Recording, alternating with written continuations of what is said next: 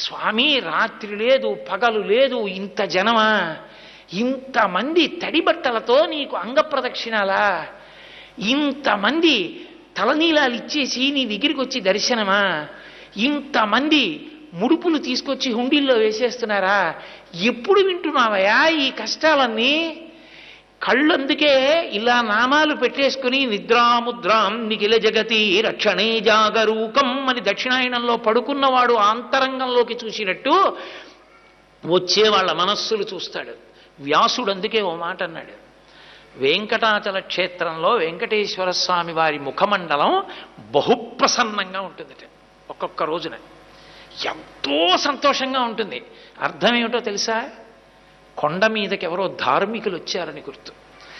ధర్మమునందు విశేషమైన అనురక్తి ఉన్న వాళ్ళు కొండ మీదకి వచ్చారనుకోండి, ఆ రోజు మురిసిపోతాట, రే ఒక్కడు వచ్చాడు